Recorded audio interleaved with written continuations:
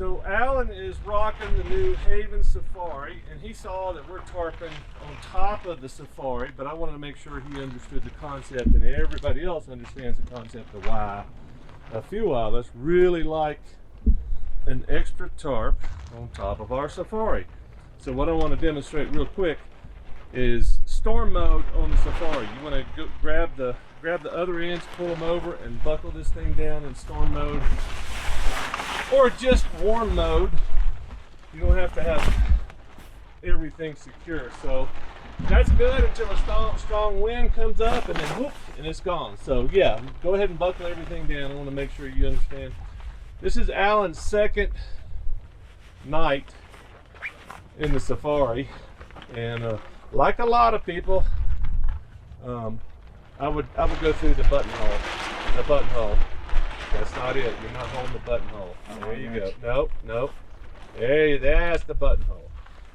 That's going to keep it secure. The other one is for a tie-out.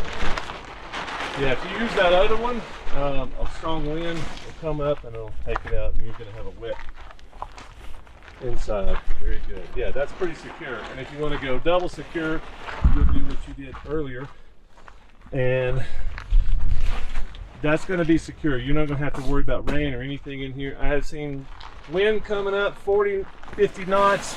The Haven's pushed up like that.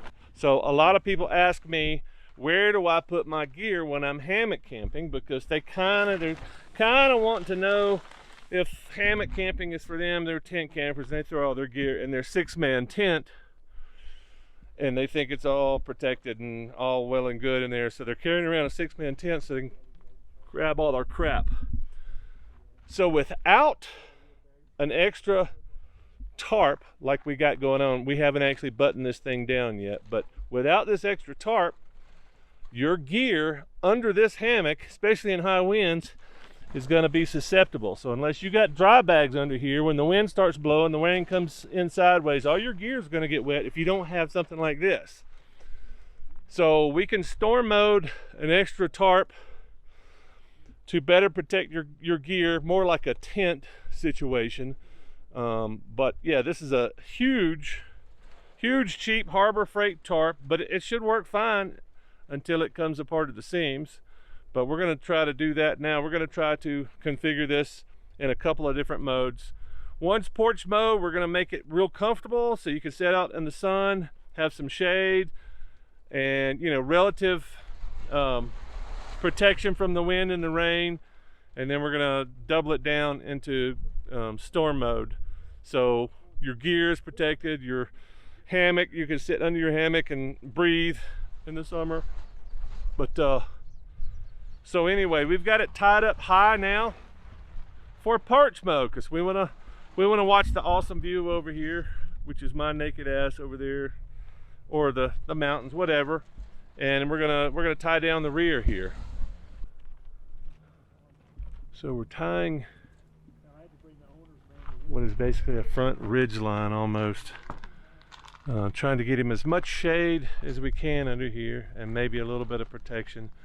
Yeah, you can see you already got a hole busted in your back there. You see the little hole? Yeah, I did that earlier. Oh, did you? Okay. All right, well, let's go stake the rear down. And I would say pull it down as tight as we can get it. But, the tighter you pull it, the more this is going to come back. So we kind of moderately tight. So.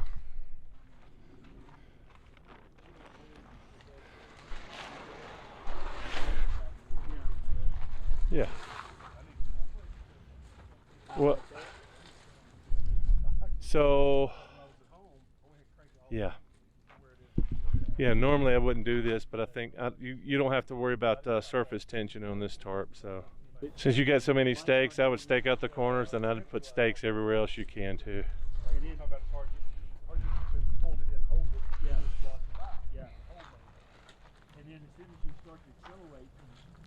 But also, you might want to get the tarp up off the rock. So somebody didn't tie a good knot. It's good to get that. It's good to get that on film.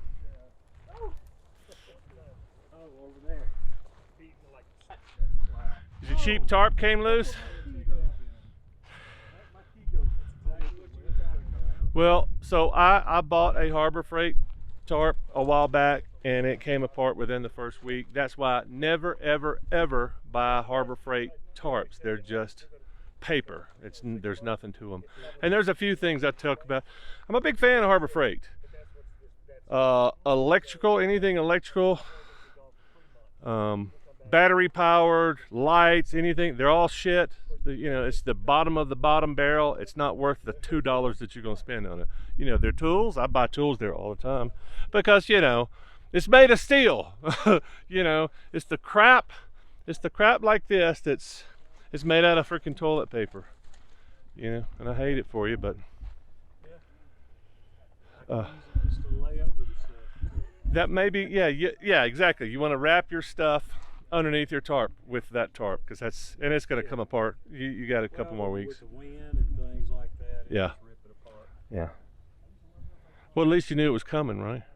If you only you'd have known before you did the shopping. Right. But yeah, never ever. Well, not just that. Harbor Freight, Home Depot's got good tarps. They're 4 times as much. So you think, okay, well, this is a good deal. It's not a good deal. But neither are Gary's got. Where'd you get your big heavy tarps from, Gary? Northern Tool. They'll last you a year. Or you get something like that that'll last you 12 years. And look at what that thing is doing right now. It does that every camp I make, and worse. And the stress I put on it, the wind, the abuse, it's been banging up against tree limbs. It should have been ripped to shreds years ago. You know, I spent $150 for that tarp, but how many Harbor Freights would I've gone through, or Northern Tool, or whatever? Easily paid for it, and it packs down into, you know, a half a loaf of bread. So anyway, that's my pitch. Yeah, so I would say just when you leave camp, since you don't have a good tarp, when you leave camp, just buckle it up like this, and when the rain comes, it does this, but it doesn't get wet inside. So this'll protect you. If you want to stake these out to get you a little bit of shade during the day, you could do that. Find you some sticks, cut you some sticks, and we can tarp this out. Let's go ahead and do that real quick. Show everybody what this looks like in porch mode. Problem is, it's nice and compact, but porch mode is really not that much protection. So if you look at how the sun's coming in right now, you don't have that much protection from the sun, even if you went down low. So, well, it's good if you're in the hammock. You know, you're fine in there. You can fly both sides, and you got nice airflow and all that. But yeah, if you're wanting to hang out near your hammock, yeah, just gotta. That's why Gary and I are big tarp fans. We're ape shit for tarps. Yes? Did you see what happened to his $8 Harbor Freight? Hey, if you like this video and you found something interesting in it, make sure you check out upcoming videos I have on tarps, hammock camping, and how to set them up, and some of the pitfalls that a lot of people don't realize. But that's coming up soon, and if you haven't subscribed yet, probably the only way you're going to see these videos if you hit the subscribe button and the notification bell, because YouTube doesn't show my videos to my audience. And I'll see you on the next video.